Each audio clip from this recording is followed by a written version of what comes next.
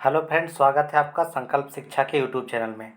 आइए आज हम लोग देखते हैं बिहार से जुड़े हुए कुछ महत्वपूर्ण प्रश्न जो कि बिहार के इतिहास से खास करके स्वतंत्रता आंदोलन से जुड़ा हुआ प्रश्न है। और इस बार जो बिहार बीपीएससी के द्वारा बिहार के शिक्षकों का जो बहाली लिया जाएगा उसमें ये महत्वपूर्ण प्रश्न आने की संभावनाएँ हैं। देखिए, फर्स्ट क्वेश्चन है, महात्मा गांधी किस वर्ष दक्षिण अफ्रीका से भारत लौटे थे? ठीक है, तो देखिए ऑप्शन ए है 1915, बी है 1917, सी है 1916 और डी है 1918। ठीक है, तो इसमें सही ऑप्शन हो जाएगा 1915। महात्मा गांधी 9 जनवरी 1915 को दक्षिण अफ्रीका से भारत वापस आए। वे अफ्रीका में लगभग 1893 से लेकर के 9 जनवरी 1915 तक लगभग 22 वर्षों तक अफ्रीका में रहे। 9 जनवरी 1915 को जो भारत आए, इसीलिए 9 जनवरी को हम लोग प्रवासी भारतीय दिवस के रूप में मनाते हैं। ठीक है, महात्मा गांधी के राजनीतिक गुरु का नाम गोपाल कृष्ण गोखले था, यह भी याद रखना है। महात्मा गांधी का जन्म कब हुआ था? तो 2 अक्टूबर, ठीक है, 1869 में इनका जन्म हुआ था तथा 30 जनवरी 1948 में इनकी मृत्यु हो गई थी। ठीक है, इसीलिए 30 जनवरी को हम लोग शहीद दिवस के रूप में मनाते हैं क्योंकि नाथूराम गोडसे ने इनका हत्या कर दिया था। नेक्स्ट क्वेश्चन देखिए, दक्षिण अफ्रीका से लौटने के पश्चात गांधी जी ने प्रथम सफल सत्याग्रह कहाँ आरंभ किया? ऑप्शन ए है चौरी चौरा में, बी है दांडी में और सी है चंपारण में और डी है बारदोली में। इसका सही आंसर हो जाएगा चंपारण में। ठीक है, सन 1917 में बिहार में चंपारण में यह प्रथम सफल सत्याग्रह आरंभ किए थे। ठीक है, जो कि चंपारण सत्याग्रह प्रारंभ करने के लिए लखनऊ अधिवेशन 1916 में राजकुमार शुक्ल ने गांधी जी से चंपारण आने का आग्रह किया था।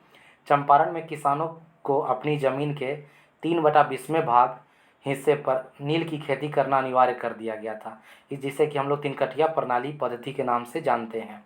इस आंदोलन में गांधी जी के सहयोगी राजेंद्र प्रसाद, ब्रिज किशोर, महादेव देसाई, नरहरि पारिक तथा जेबी कृपलानी जी सभी शामिल थे। यह 1917 में हुआ था। कहाँ? पश्चिमी चंपारण, जो कि अभी जिसका जिला मुख्यालय बेतिया है। ठीक है, बिहार राज्य में पड़ता है। फिर देखिए ऑप्शन, यहाँ देखिए ए ऑप्शन में चौरी चौरा, यह कब हुई थी घटना? तो यह घटना हुआ था सन 1922 ईस्वी में। ठीक है, देखिए नेक्स्ट क्वेश्चन हम लोग देखते हैं, क्वेश्चन नंबर 3, दक्षिण अफ्रीका में रहने की अवधि में महात्मा गांधी ने निम्न में से किस पत्रिका का प्रकाशन किया था? ऑप्शन ए है नवजीवन, बी है इंडिया गजट, सी है अफ्रीकन और डी है इंडियन ओपिनियन। तो इसमें जो सही आंसर हो जाएगा ऑप्शन डी, इंडियन ओपिनियन पत्रिका का प्रकाशन महात्मा गांधी ने किया था। कहाँ रहने के पश्चात? दक्षिण अफ्रीका रहने के पश्चात ही किया था। ठीक है, सन 1894 में गांधी जी ने दक्षिण अफ्रीका में नटाल इंडिया कांग्रेस की भी स्थापना की थी। उन्होंने इंडियन ओपिनियन नामक अखबार निकाला था दक्षिण अफ्रीका से ही।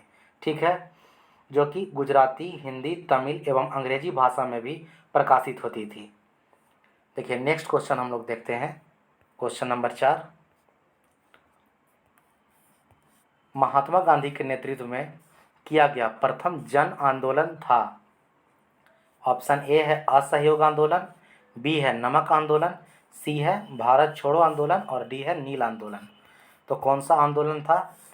देखिए यहाँ हो जाएगा असहयोग आंदोलन, ऑप्शन 1। ठीक है, असहयोग आंदोलन कब हुआ था? तो यह 1920 में हुआ था। 1 अगस्त 1920 से इस आंदोलन को प्रारंभ किया गया था।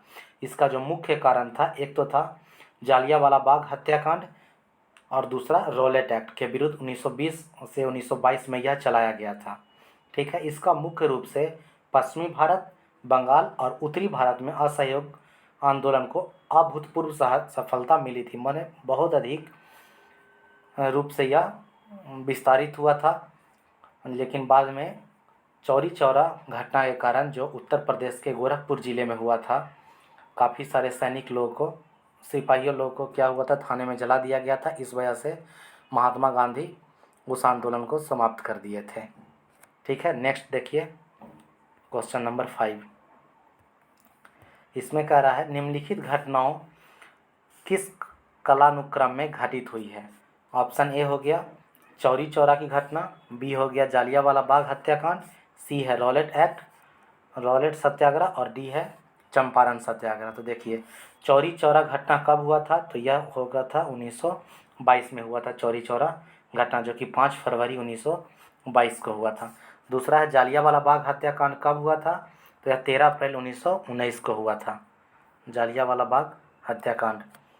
ठीक है, नेक्स्ट है रॉलेट एक्ट, यह कब हुआ था, तो यह भी 1919 में ही हुआ था, लेकिन मार्च 1919 में ही हुआ था। फिर है चंपारण सत्याग्रह, यह 1917 में हुआ था चंपारण सत्याग्रह।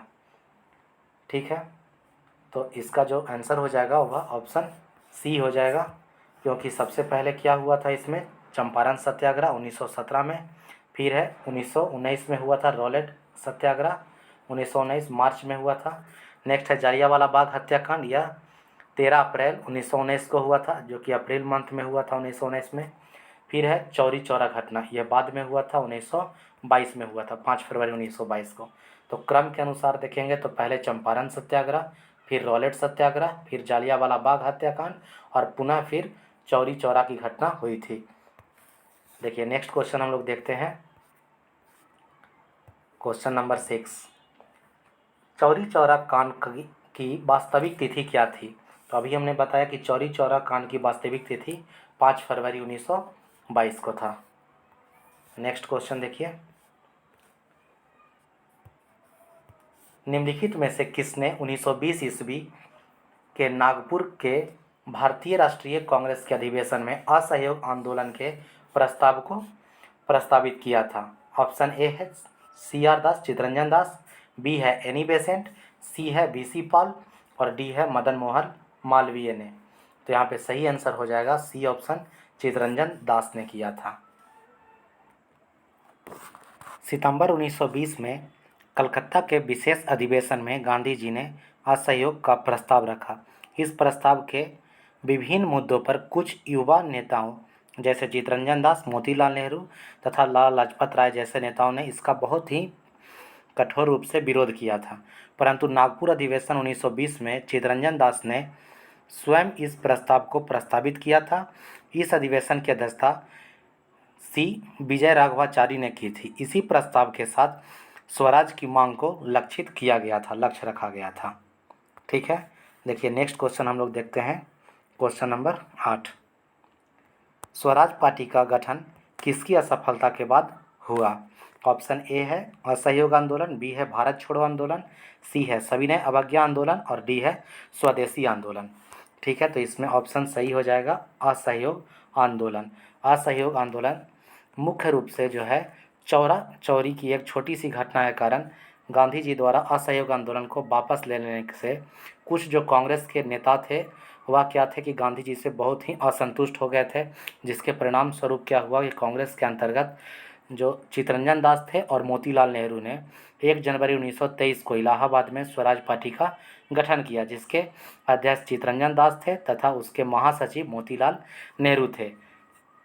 ठीक है, नेक्स्ट क्वेश्चन देखिए, क्वेश्चन नंबर 9 है, निम्नलिखित में से खिलाफत आंदोलन का परिणाम क्या था।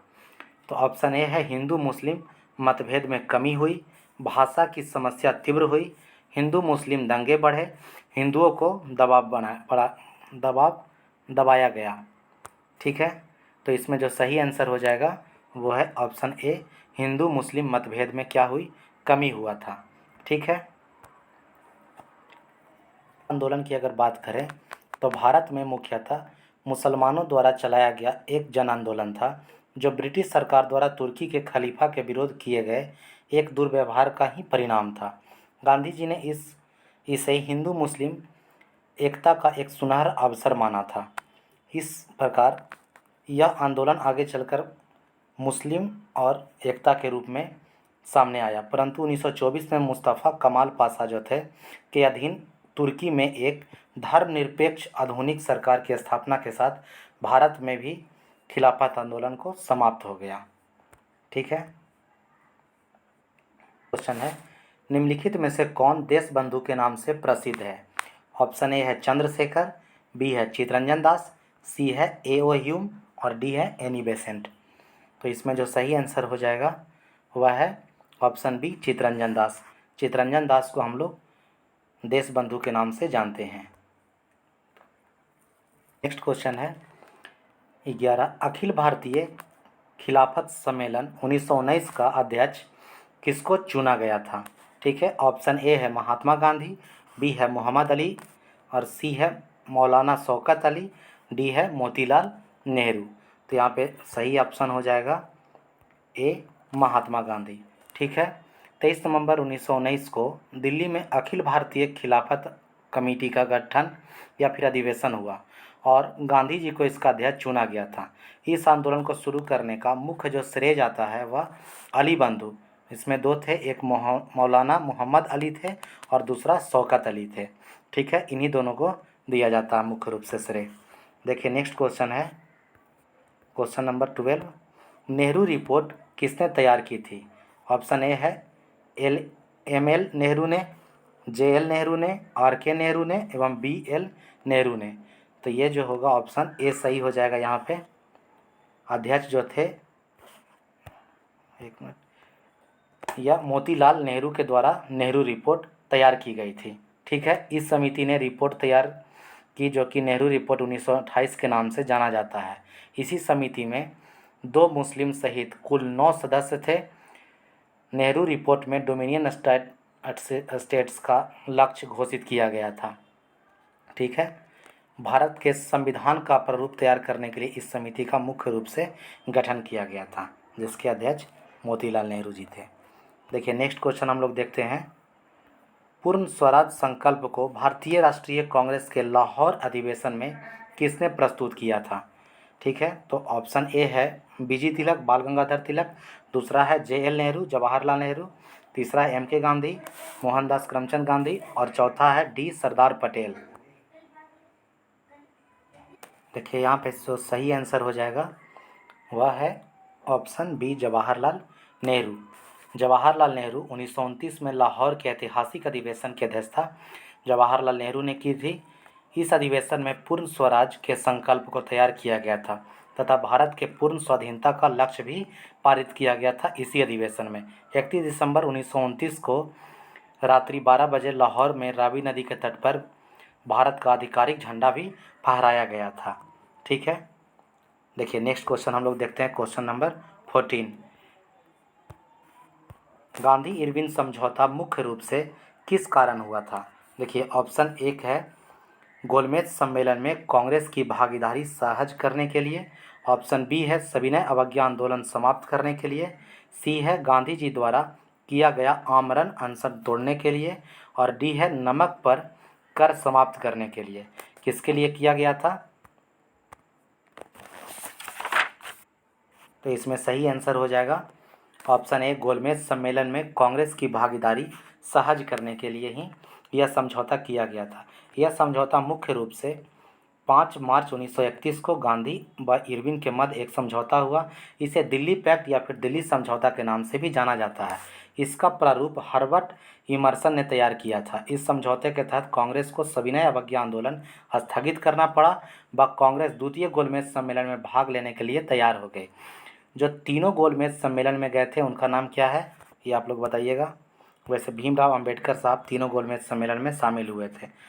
महात्मा गांधी जी के साथ द्वितीय गोलमेज सम्मेलन में सरोजिनी नायडू भी शामिल हुई थी।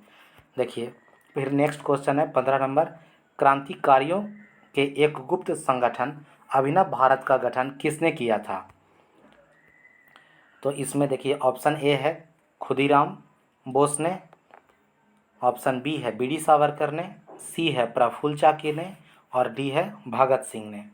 ठीक है, तो ऑप्शन यहाँ पे हो जाएगा बी डी सावरकर ने किया था। ठीक है, अभिनव भारत की गठन किया था क्रांतिकारियों ने, एक गुप्त मतलब यह संगठन था। देखिए बी डी सावरकर ने यह क्या किया था कि अभिनव भारत का गठन किया था। वी डी सावरकर द्वारा, इनका पूरा नाम विनय दामोदर सावरकर, 1902 में स्थापित मित्र मेला एक संघ की स्थापना किए थे। इसी का नाम 1904 में एक गुप्त सभा के रूप में अभिनव भारत में परिवर्तित की गई। यह संगठन गुप्त रूप से क्रांतिकारी गतिविधियों का संचालन करता था। वीडी सावरकर पर लाहौर षड्यंत्र का मुकदमा भी चलाया गया था। देखिए नेक्स्ट क्वेश्चन है क्वेश्चन नंबर 16, कामागाटामारू क्या था? ठीक है, तो ऑप्शन ए है एक राजनीतिक दल था, चीन का एक किसान जो साम्यवादी नेता था, कनाडा की यात्रा पर निकला एक जलपोत था, चीन का एक गांव जहां से माओ त्से तुंग ने अपना लॉन्ग मार्च आरंभ किया था। ठीक है, तो यहाँ पे ऑप्शन इसका सही ऑप्शन हो जाएगा ऑप्शन, माफ़ कीजिएगा, ऑप्शन सी हो जाएगा, कनाडा की यात्रा पर निकला एक जलपोत था। ठीक है, का क्या है कि 1913 में कनाडा के सुप्रीम कोर्ट ने, सर्वोच्च न्यायालय ने एक निर्णय के अंतर्गत ऐसे 35 भारतीयों को कनाडा आने की अनुमति प्रदान की जो सीधे भारत से ना आए हों। इस निर्णय को आधार बनाकर गुरदीप सिंह ने एक जहाज कामागाटामारू को किराए पर लेकर 376 यात्रियों के साथ हांगकांग से कनाडा पहुंचे। ब्रिटिश सरकार के दबाव के कारण इस जहाज को भी कनाडा में प्रवेश करने पर प्रतिबंध लगा दिया गया। लेकिन जब जहाज वहां से कनाडा से वापस भारत आया तो वहां पे कलकत्ता के पास एक बजबज नामक स्थान पे पहुंचने पर यात्रियों व पुलिसकर्मियों के बीच संघर्ष हो गया। इस संघर्ष के परिणाम स्वरूप 18 यात्रियों की मृत्यु हो गई थी तथा 202 यात्रियों को गिरफ्तार कर लिया गया था। ठीक है, नेक्स्ट क्वेश्चन 17 नंबर देखिए, किसने सचिंद्र नाथ सन्याल द्वारा स्थापित हिंदुस्तान रिपब्लिकन एसोसिएशन का नाम बदलकर हिंदुस्तान सोशलिस्ट रिपब्लिकन एसोसिएशन कर दिया गया था? ऑप्शन ए है रास बिहारी बोस, बी है बटुकेश्वर दत्त, सी है भगत सिंह और डी है चंद्रशेखर आज़ाद। तो देखिए इसमें ऑप्शन डी सही हो जाएगा, चंद्रशेखर आज़ाद के द्वारा ऐसा किया गया था। हिंदुस्तान रिपब्लिकन एसोसिएशन, इसका देखिए मुख्य रूप से हिंदुस्तान रिपब्लिकन एसोसिएशन की स्थापना सन 1924 में की गई थी, लेकिन बाद में इसको नाम बदल करके हिंदुस्तान सोशलिस्ट रिपब्लिकन एसोसिएशन कर दिया गया चंद्रशेखर आज़ाद के द्वारा, जो सन 1928 में किया गया था। ठीक है, तो याद रखना है हिंदुस्तान रिपब्लिकन एसोसिएशन की स्थापना 1924 में की गई थी तथा इसी का नाम बदलकर हिंदुस्तान सोशलिस्ट रिपब्लिकन एसोसिएशन कर दिया गया सन 1928 में। नंबर 18 है, युगांतर पार्टी का नेतृत्व किसने किया था? ऑप्शन ए है जतीन्द्र नाथ मुखर्जी ने, बी है सचिंद्र नाथ सन्याल ने, सी है रास बिहारी बोस ने और डी है सुभाष चंद्र बोस ने। तो यहाँ पर सही आंसर हो जाएगा ऑप्शन ए, जतीन्द्र नाथ मुखर्जी ने युगांतर पार्टी के नेतृत्व किया था। ठीक है, जतीन्द्र नाथ मुखर्जी बंगाल के क्रांतिकारी थे, उन्हें बाघा जतीन के नाम से भी जाना जाता था। वे युगांतर अनुशीलन समिति तथा गदर पार्टी जैसे क्रांतिकारी पार्टी के सदस्य थे। वे विवेकानंद व अरविंद घोष के अनुयायी भी थे। वे 1915 को बालासोर में पुलिस द्वारा मुठभेड़ में वीर गति को प्राप्त हो गए थे जतीन्द्र नाथ मुखर्जी। नेक्स्ट देखिए क्वेश्चन है 19 नंबर, मुजफ्फरपुर में किंग्स फोर्ड की हत्या का प्रयास कब किया गया? ऑप्शन ए है 1908 में, बी है 1909 में, सी है 1970 में तथा देखिए डी की जगह ए लिखा गया है, डी है 1911 ईस्वी में। तो इसमें सही आंसर हो जाएगा, आप सभी लोग जानते होंगे 1908 में। यह बहुत ही फेमस क्वेश्चन है, हमेशा पूछा जाता है एग्जाम में। अप्रैल 1908 को किंग्स फोर्ड की गाड़ी पर प्रफुल्ल चाकी और खुदीराम बोस ने उस समय बम फेंका जब वह यूरोपियन क्लब से बाहर निकल रहा था। परंतु इस हमले में जो राष्ट्रीय आंदोलन में सहानुभूति रखते थे उनका नाम था मिस्टर कैनेडी। मिस्टर कैनेडी, उन्हीं की पत्नी एवं पुत्री उस गाड़ी में बैठे हुए थे। दोनों को क्या हो गया, मृत्यु हो गई। ठीक है, उसके डर से प्रफुल्ल चाकी क्या हुए, वहाँ से मतलब उन्हें डर हो गया कि अब हमें सज़ा दे दी जाएगी, इस वजह से वो अपने आप को आत्महत्या कर लिए तथा खुदीराम बोस जो थे वहाँ से भाग खड़े हुए। वह मुजफ्फरपुर से समस्तीपुर ज़िले में एक जगह है, उसका नाम है पूसा, वहीं पर भाग गए ट्रेन के रास्ते। ठीक है, लेकिन पूसा में वह पकड़े गए। बाद में उन्हें 11 मई 1908 को 19 वर्ष की आयु में सबसे कम उम्र में मतलब शहीद होने वाले क्रांतिकारी थे जिन्हें फांसी दे दी गई थी। ठीक है, क्वेश्चन नंबर देखिए 20 है, लाहौर षड्यंत्र केस में निम्नलिखित में से किस क्रांतिकारी को फांसी नहीं हुई थी? ऑप्शन ए है बटुकेश्वर दत्त, बी है सुखदेव, सी है भगत सिंह और डी है राजगुरु। तो यहाँ पे ऑप्शन ए सही हो जाएगा, बटुकेश्वर दत्त, क्योंकि 23 मार्च 1931 23 मार्च 1931 को भगत सिंह, सुखदेव एवं राजगुरु यह तीनों क्रांतिकारियों को फांसी की सज़ा दे दी गई थी। लेकिन अब बच गए बटुकेश्वर दत्त। बटुकेश्वर दत्त को काला पानी की सज़ा देकर उन्हें सेलुलर जेल, जो अंडमान निकोबार में अंडमान में स्थित है, वहाँ पर भेज दिया गया।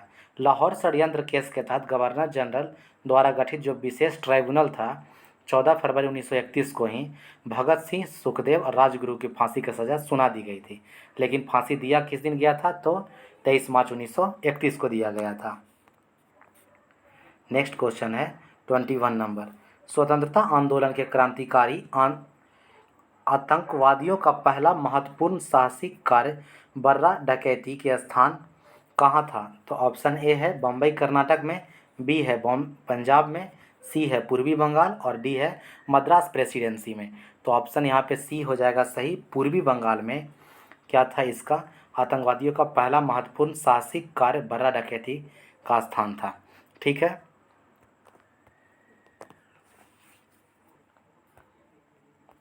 देखिए धान की व्यवस्था मुख्य रूप से करने के लिए जो भी उस समय स्वतंत्रता आंदोलन के समय जो भी क्रांतिकारी कदम उठाए जाते थे, उसके लिए सबसे अधिक जो ज़रूरत पड़ती थी वह है धन संपदा की। ठीक है, तो यही धन की व्यवस्था करने के लिए 1908 ईस्वी में पूर्वी बंगाल के बर्रा डकैती डाक को पुलिन बिहारी दास ने अंजाम दिया था। इन्होंने भारत की स्वतंत्रता के लिए ढाका अनुशीलन समिति नामक एक क्रांतिकारी संगठन की स्थापना भी की थी। अनुशीलन समिति से एक और प्रश्न हमेशा पूछा जाता है कि बिहार में पटना में अनुशीलन समिति की स्थापना किसने की थी? तो वहाँ पे पटना में 1917 में अनुशीलन समिति की स्थापना सचिंद्रनाथ सान्याल ने की थी। ठीक है, फिर है बारिंदर कुमार घोष के क्रियाकलापों ने एक गुप्त क्रांतिकारी संगठन को बंगाल में जन्म दिया। तो देखिए ऑप्शन ए है अनुशीलन समिति, बी है स्वदेश बांधव समिति, सी है व्रती समिति और डी है समाज साधना समाज। ठीक है, तो इसमें जो सही आंसर हो जाएगा वह है ऑप्शन ए अनुशीलन समिति। अनुशीलन समिति एक क्रांतिकारी संगठन था।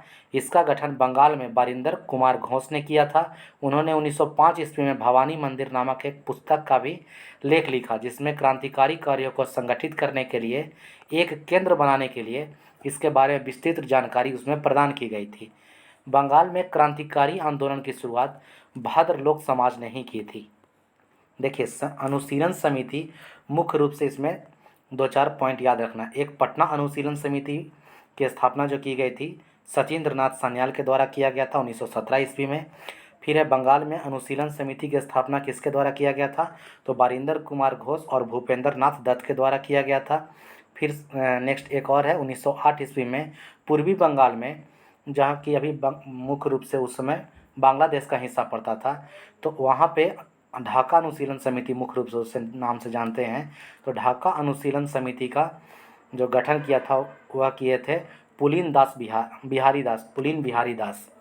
ढाका अनुशीलन समिति की स्थापना पुलिन बिहारी दास ने किया था। पटना में किए थे सच्चिदानंद सान्याल और बंगाल में अनुशीलन समिति की स्थापना किए थे बारिंदर कुमार घोष तथा भूपेंद्र नाथ दत्त।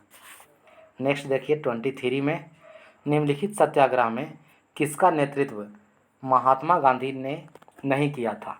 ऑप्शन ए होगा भारत छोड़ो आंदोलन, बी है बारदोली सत्याग्रह, सी है सविनय अवज्ञा आंदोलन और डी है खेड़ा सत्याग्रह।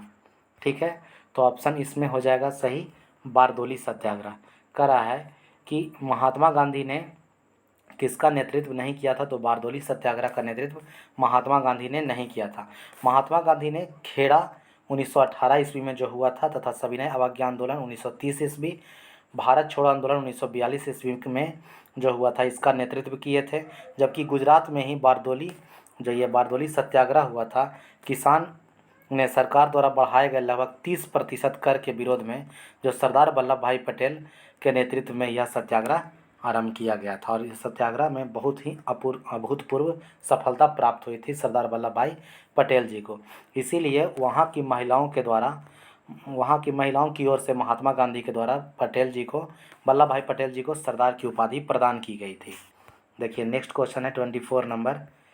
निम्नलिखित में से किस सत्याग्रह आंदोलन में महात्मा गांधी जी ने प्रत्यक्ष रूप से भाग नहीं लिया था?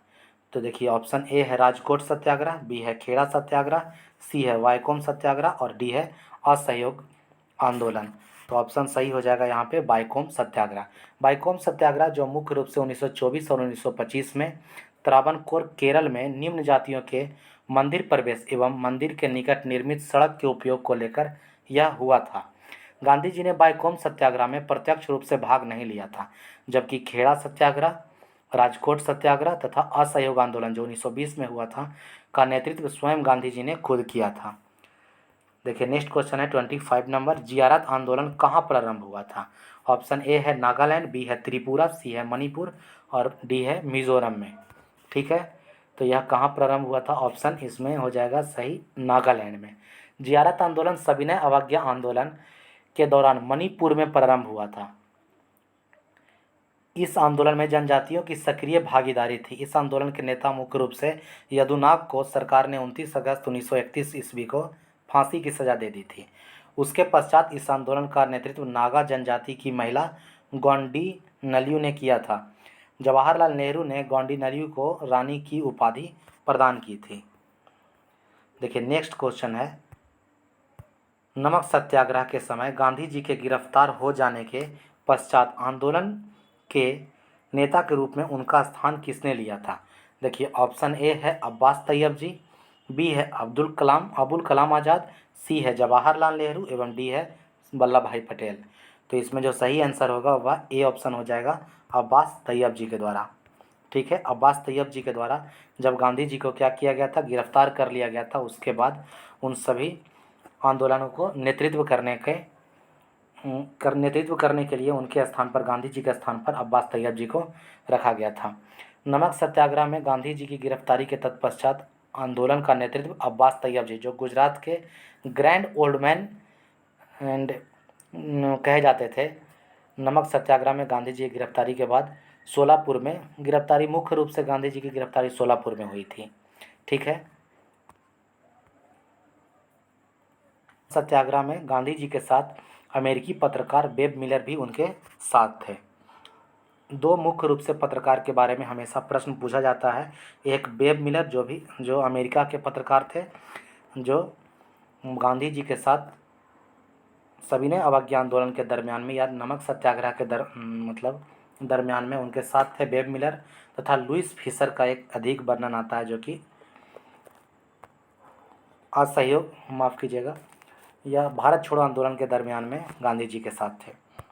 ठीक है, 27 में देखिए, आचार्य विनोबा भावे किस आंदोलन में भाग लेने के लिए पहली बार गिरफ्तार हुए थे? ऑप्शन ए है बारदोली आंदोलन, बी है चंपारण सत्याग्रह, सी है सविनय अवज्ञा आंदोलन और डी है असहयोग आंदोलन। ठीक है, तो इसमें जो सही आंसर हो जाएगा वह है सी ऑप्शन, सविनय अवज्ञा आंदोलन। आचार्य विनोबा भावे ने गांधी जी द्वारा संचालित विभिन्न आंदोलनों में भाग लिए थे, जबकि सन 1930 में सविनय अवज्ञा आंदोलन में भाग लेने के लिए दौरान पहली बार वह गिरफ्तार भी हुए थे। 1940 में व्यक्तिगत सविनय अवज्ञा आंदोलन प्रारंभ हुआ, जिसके प्रथम सत्याग्रही विनोबा भावे थे। उसी में जो द्वितीय सत्याग्रही की अगर बात करते हैं तो जवाहरलाल नेहरू थे, तथा तृतीय माने थर्ड जो सत्याग्रही थे वह ब्रह्मदत्त थे। मुख्य रूप से आचार्य विनोबा भावे इस प्रमुख आंदोलन में शामिल थे, तथा इनका एक और प्रमुख आंदोलन था जो कि भूदान आंदोलन के नाम से प्रचलित है। ठीक है, देखिए नेक्स्ट क्वेश्चन है 28। निम्नलिखित में से किस गोलमेज सम्मेलन में भारतीय राष्ट्रीय कांग्रेस के प्रतिनिधि के रूप में गांधी जी ने प्रथम बार भाग लिया था? ऑप्शन ए है प्रथम गोलमेज सम्मेलन, बी है द्वितीय गोलमेज सम्मेलन, सी है तृतीय गोलमेज सम्मेलन और डी उपयुक्त में से कोई नहीं। ठीक है, सर हो जाएगा द्वितीय गोलमेज सम्मेलन। द्वितीय गोलमेज सम्मेलन में भारतीय राष्ट्रीय कांग्रेस के प्रतिनिधि के रूप में गांधी जी ने प्रथम बार भाग लिया था। सम्मेलन में कुल 21 लोगों ने भाग लिया था। यह सम्मेलन लंदन में 17 सितंबर 1931 से 7 दिसंबर 1931 तक चला। इसकी असफलता पर गांधी जी ने कहा, मैं खाली हाथ अवश्य लौटा हूँ, परंतु मैंने अपना देश की इज्जत को बट्टा नहीं लगने दिया। इसमें कांग्रेस के एकमात्र प्रतिनिधि के रूप में गांधी जी ने हिस्सा लिया था। द्वितीय गोलमेज सम्मेलन में भाग लेने हेतु महात्मा गांधी SS राजपूताना नामक जहाज से लंदन गए थे। देखिए नेक्स्ट क्वेश्चन हम लोग देखते हैं 29 नंबर। भारत छोड़ो आंदोलन का नेतृत्व किसने किया था? तो भारत छोड़ो आंदोलन का जो नेतृत्व किया था, ऑप्शन ए है BR अम्बेडकर, बी है जवाहरलाल नेहरू, सी महात्मा गांधी और डी सरदार वल्लभ भाई पटेल। तो इसमें ऑप्शन सी सही हो जाएगा, महात्मा गांधी ने 8 अगस्त 1942 को महात्मा गांधी के नेतृत्व में भारत छोड़ो आंदोलन प्रारंभ किया गया था। आंदोलन के प्रारंभ होते ही गांधी जी एवं कांग्रेस के शीर्ष नेताओं को भी गिरफ्तार कर लिया गया। भारत छोड़ो आंदोलन या भारत छोड़ो का नारा यूसुफ मेहर अली ने दिया था। भारत छोड़ो आंदोलन को स्वतः स्फूर्त आंदोलन भी कहा जाता है। नेक्स्ट क्वेश्चन है, निम्नलिखित में से किसने गांधी जी के आंदोलन को राजनीतिक फिरौती कहा था? ऑप्शन ए है लॉर्ड चेम्सफोर्ड, बी है लॉर्ड बेबेल, सी है लॉर्ड लिनलिथगो और डी है लॉर्ड मॉन्टेग्यू। तो यहाँ पे ऑप्शन जो सही हो जाएगा वह है ऑप्शन सी, लॉर्ड लिनलिथगो। ठीक है, लॉर्ड लिनलिथगो ने गांधी जी के आंदोलनों को राजनीतिक फिरौती कहा। भारत में इनका कार्यकाल 1936 से 1944 तक के लिए लॉर्ड लिनलिथगो का कार्यकाल रहा था। भारत छोड़ो आंदोलन इन्हीं के कार्यकाल में गांधी जी द्वारा चलाया गया था। गांधी जी ने कांग्रेस द्वारा उनके प्रस्ताव को स्वीकार किए जाने की स्थिति में चुनौती देते हुए कहा था कि मैं देश की बालू से ही कांग्रेस से भी बड़ा आंदोलन खड़ा कर सकता हूँ। देखिए ऑप्शन फिर है नेक्स्ट क्वेश्चन 31। 14 जुलाई 1942 को कांग्रेस कार्य समिति द्वारा भारत छोड़ो आंदोलन का प्रस्ताव कहाँ पारित किया गया? तो ऑप्शन ए है बम्बई में, बी है वर्धा, सी है लखनऊ और डी है त्रिपुरा। ठीक है, तो इसमें जो सही आंसर हो जाएगा वह है ऑप्शन बी, वर्धा में। 14 जुलाई 1942 को कांग्रेस कार्यकारी समिति की बैठक वर्धा में संपन्न हुई। यहीं पर कांग्रेस कार्यकारी समिति द्वारा अंग्रेजों भारत छोड़ो प्रस्ताव पारित किया गया। इसे वर्धा प्रस्ताव भी कहा जाता है। आंदोलन के दौरान 8 अगस्त 1942 को अखिल भारतीय कांग्रेस समिति की बैठक बम्बई में के ग्वालियर टैंक मैदान में हुई थी। अंततः गांधी जी ने के भारत छोड़ो प्रस्ताव को कांग्रेस कार्यकारी समिति ने कुछ संशोधन के बाद 8 अगस्त 1942 को स्वीकार कर लिया था। ठीक है, नेक्स्ट क्वेश्चन देखिए 32 नंबर। भारत छोड़ो आंदोलन के समय निम्नांकित में से किसने कांग्रेस रेडियो का प्रसारण किया? ऑप्शन ए है अरुणा आसाफ अली, बी है जयप्रकाश नारायण, सी है उषा मेहता और डी है उपयुक्त में से कोई नहीं। तो यहाँ सही आंसर हो जाएगा ऑप्शन सी, उषा मेहता। ठीक है, उषा मेहता ने भारत छोड़ो आंदोलन के दौरान अपने सहयोगियों के साथ बॉम्बे में 14 अगस्त 1942 को खुफिया कांग्रेस रेडियो का प्रसारण किया था। इस खुफिया रेडियो को डॉक्टर राम मनोहर लोहिया नियमित रूप से रेडियो प्रसारण करते थे तथा अच्युत पटवर्धन सहित कई प्रमुख नेताओं ने इसका सहयोग प्रदान किया। ठीक है, नेक्स्ट क्वेश्चन देखते हैं क्वेश्चन नंबर 33। अमेरिकी पत्रकार जो महात्मा गांधी के भारत छोड़ो आंदोलन के दौरान उनके साथ था, उनका नाम था, देखिए यहाँ पे आ गया option A Lewis Fisher, B है विलियम एल सीवेर, सी है बेब मिलर और डी है नेगली फार्सन। तो यहाँ पे ऑप्शन ए सही हो जाएगा, लुइस फिशर। इसका वर्णन भी हम लोग कर रहे थे पहले। लुइस फिशर जो था महात्मा गांधी के भारत छोड़ो आंदोलन के दौरान उनके साथ रहा था तथा जो बेब मिलर थे यह महात्मा गांधी के सविनय अवज्ञा आंदोलन के दौरान उनके साथ रहे थे। देखिए फिर नेक्स्ट क्वेश्चन है 34। निम्नलिखित में से किसने कहा था अच्छा शासन स्वशासन का स्थापन नहीं है? ठीक है, ऑप्शन ए है लोकमान्य तिलक, बी है स्वामी विवेकानंद, सी है स्वामी दयानंद और डी है रविंद्रनाथ टैगोर। ठीक है, तो इसमें जो सही आंसर हो जाएगा वह है स्वामी दयानंद। स्वामी दयानंद सरस्वती ने अपनी पुस्तक सत्यार्थ प्रकाश में कहा था कि बुरे से बुरा देसी राज्य अच्छे से अच्छे विदेशी राज्य से अच्छा है।